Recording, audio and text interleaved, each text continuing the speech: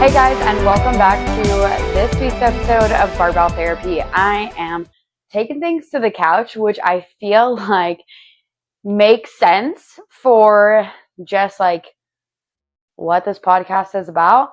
And I'm using this fancy little microphone that I just got. So I'm really hoping that I don't have to record this twice, I will say. Also, usually I have like some sort of like thing, guide, if you will, about how I want these episodes to go. But today I just feel like I want to talk off the cuff and I want to just like talk about some things that I think are important and they're really directly related to fitness, but then also that like mental piece behind what it is that I'm talking about. So for today's episode, I want to go through like when you're on vacation and how you can enjoy your vacation, but still be able to achieve your goals, and that like societal pressure that makes you feel like you need to be a certain way on vacation that then doesn't necessarily align with the goals that you have, right? So we talked about this on a couple episodes ago, but we talked about water and consistency and movement being really important. And that doesn't just go away just because you're on the beach. In fact, when you're out in the sun, you definitely want to be increasing your water intake. But I feel like there is this stigma of like having a water bottle, because it's either you have a water bottle because you're a fitness person or you have like a Stanley or something, and then people are like, something against like Stanleys because they're expensive. And I think Stanleys are expensive. Like this sucker was $20 off of Amazon, and she is beat up because I'm dumb and I'm constantly dropping my water bottle when I'm like getting in the car or something, or like I work at a weight room, and so like, I've literally hit it with dumbbells before. Like, I just don't feel like I want to invest in an expensive water bottle, because the dents and stuff that it will have will make me sadder than it does when it's only $20. But anyway, I would say like buying gallon jugs at the grocery store for like $1.20 or whatever they are, and having those on hand so you know how much water you're drinking, and you can just have that gallon jug and refill your water bottle and make it easier. And yeah, you're going to have to pee a lot, but like that's okay. But especially if you're in the sun and drinking, like water is incredibly important. And that pressure of feeling like you shouldn't be focusing on your water on vacation, like that's the shit we got to throw out the window, right? And there's a lot more, but that is just one factor. And then the other thing is all about food. I think that this is probably the biggest piece when it comes to vacation. Also exercise, but I can get to that. Food is probably like the biggest elephant in the room, because I remember going out to dinner with some friends, and like this one particular friend, she's very thin. She's always been that way. She has a great body. She can basically eat whatever she wants and she looks great. And that's lovely for that person. But I remember like kind of starting to dabble in fitness and just working out and stuff like that. And we would go out to restaurants, and like I'm really picky about my french fries. Like I am not someone that's like, I need french fries at every restaurant. I will look up a picture of those french fries before I order them, because I'm so picky about them. Like, and so if I'm not going to like them, then what is the point of ordering them in the first place? So I oftentimes get a side salad instead of like french fries or something, because genuinely speaking, I love me some balsamic, and I rather have fat from balsamic vinegar than french fries, because I typically like balsamic vinaigrette on my salads better than I like the french fries at a restaurant. Call me crazy, but like that's just me. But I remember going out to dinner, and like she would always make a comment about me ordering a salad instead of french fries. And it always made me feel like judged. But I am just this person that like when I feel judged, I have like two sides of me. One part of me, I guess, feels really emotional about it, but the other part of me is like, but I know that there's nothing wrong with this. So like I do it anyway, and then I just get emotional about it later. And that happens in a lot of things in my life, but particularly when it comes to food, I feel like there's constantly comments being made towards you when you are trying to achieve some sort of weight loss goal, and you're like being diligent about what choices you're making when it comes to food, especially on things like vacations, family events, going out to dinner, like all those different things. I feel like people are constantly making comments. And so it feels really uncomfortable to kind of go against the grain and against the norm and like do the things that you want to do that will help you achieve your goals. So when it comes to vacations, like that doesn't go out the window, right? Like just because you're on a vacation doesn't mean your calories don't matter. Just because you're on vacation doesn't mean that your body is just like, oh, I'm going to take a break from gaining weight and having gut issues so that you can enjoy yourself, my dear. It don't care, right? Like it does not care that you are at the beach versus you being in your own home. And so when you go on these vacations and you're just like throw all of it out the window and you're like, I'm just going to eat whatever. Yeah, of course you're going to come home feeling like crap because not only are you just eating whatever, but your body is not necessarily used to that, especially if you've been on this journey for a while. And then you're going to feel really sluggish and tired and like your gut's going to be like kind of all messy and like, yeah, you're going to be in the bathroom. Like these things are going to happen. And you're in the driver's seat of that though. You have the ability to have the discipline to not actually have that happen to you. And I think this is important because the societal pressure that comes with like being on vacation and just knowing like, oh, well, I'm on vacation and therefore I don't need to do X, Y, and Z, or I shouldn't do X, Y, and Z, or people are going to judge me or whatever it is. Like that is where that kind of comes from. And it's all these learned behaviors that we've had for so many years where we're like, oh, I'm having a birthday party. That means I should have a birthday cake, a slice of birthday cake. And like, that's a learned behavior. We grew up going to birthday parties and having birthday cake as a celebration.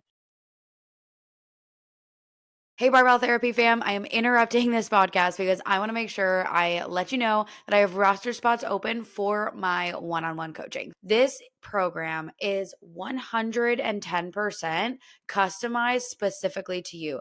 I make a brand new workout. I do not copy and paste from any of my other clients. I work with you individually on your individual nutrition needs from where you started to where we want to go. And I make sure that you have a plan in place that will actually get you results and be easy and sustainable for you to achieve. We're going to look at your individual body and how your body responds to things. Honestly, the amount of support that you're going to get inside of this program is going to be the game changer. From not feeling like yourself and needing personal journal prompts, routine audits, making sure that your day is structured in a way that you don't feel like you're flailing and you just have all these tasks you need to complete and you don't know when and why to complete them.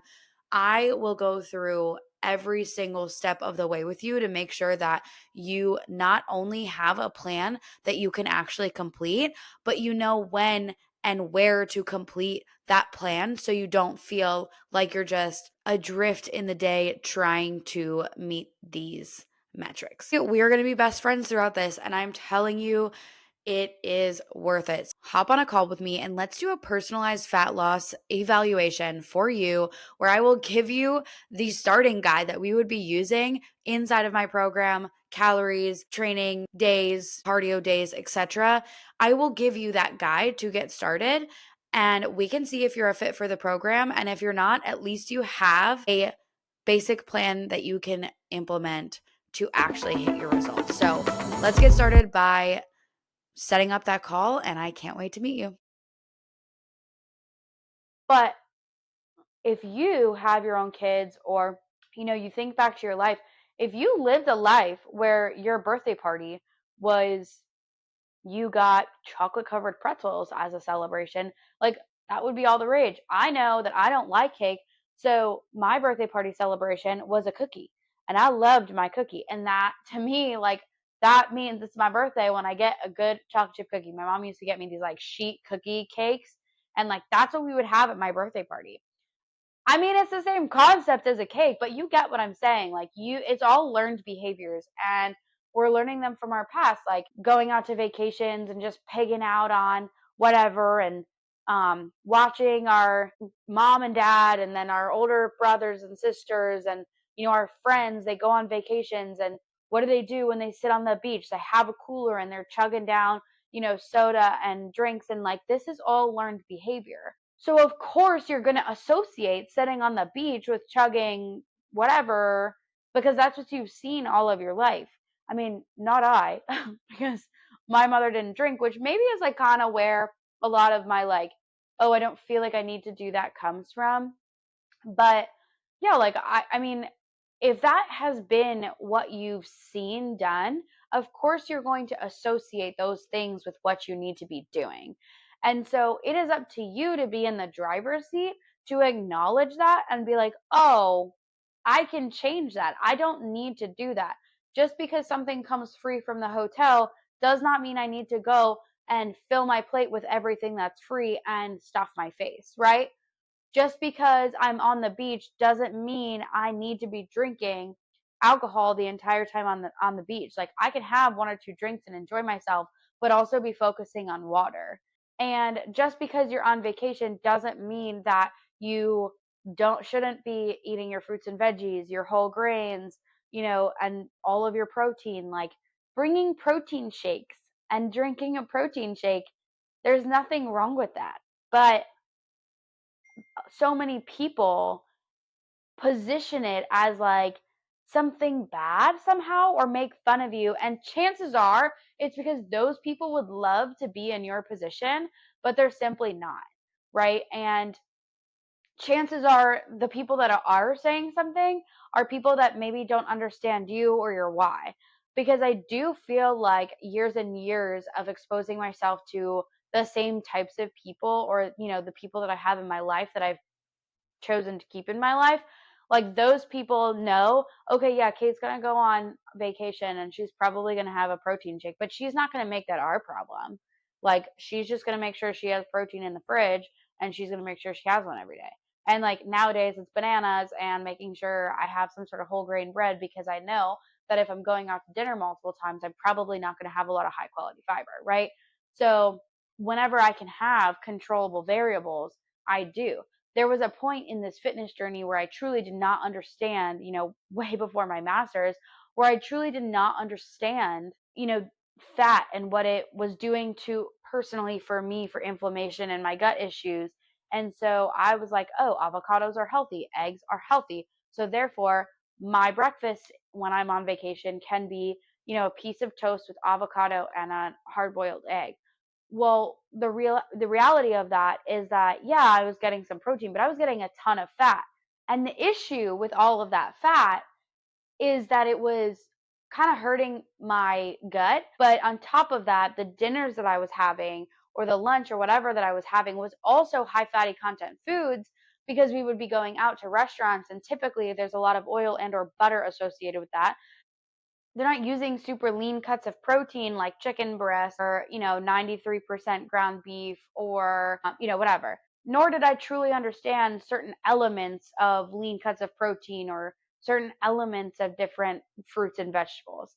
And so I've really taken the time to refine that and understand that. And now truly I make that adjustment when on vacation. So, a couple of weeks ago we went on my bachelorette party and we went to Sam's Club and we bought a bunch of stuff, but we bought whole grain bread and whole grain English muffins, and we bought bananas and raspberries, and we bought deli meats that were kind of leaner like ham and turkey, and we bought protein shakes like the Fairlife protein shakes, and like we had a resource of really healthy foods in the house. So in that way, we had those options. We had tomatoes and avocados and all these different things, that because that's stuff that's enjoyed by everybody.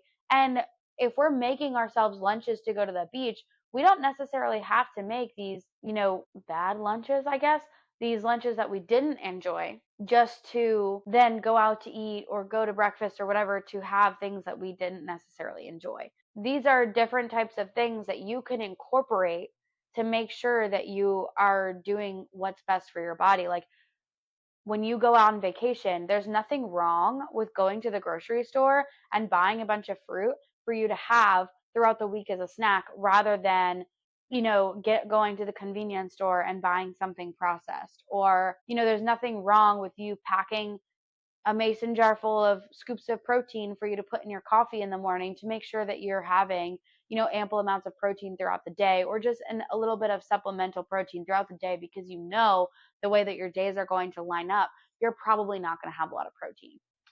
I say all of these things and I give you all of these tips to take on vacation, knowing farewell that likely you're sitting there conflicted because maybe you're the only one on this journey in your family or going on that vacation, and you don't want to feel like a burden.